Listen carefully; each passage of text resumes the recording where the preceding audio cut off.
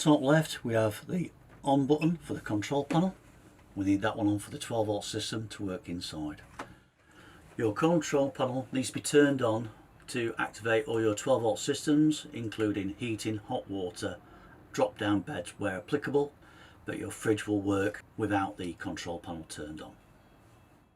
Your next one down is your main light switch. You have light switches as you go around the vehicle, turn lights on and off. Your next one down is your water pump. We need that one on to get water from our tanks to our taps. Top right we have the awning light on and off where fitted, and your next one scroll through all your controls on your screen. On your main screen you have which battery you're charging, either leisure or vehicle battery indicated in L or V battery, your time, your temperature and the make of the panel.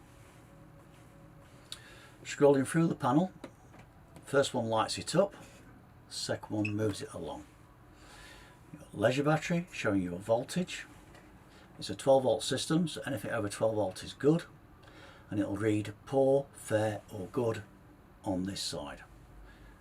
Pressing it again lights it up, giving you a battery reading. Green is good, yellow needs charging, and if it's on the red it's dead.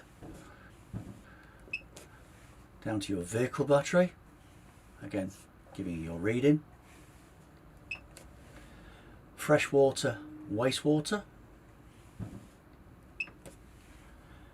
Selecting battery is which battery we want to charge via the mains. We then use the in key and that'll change it from vehicle battery, V battery, to leisure battery, L battery.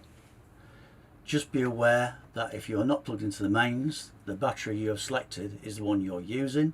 So if it's not charging and you're on the vehicle battery, it'll become a caravan very shortly. Always make sure you're on the leisure battery if not connected to the mains.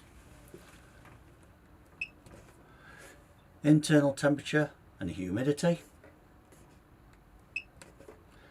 The hour for your clock, using your in key will change the hour.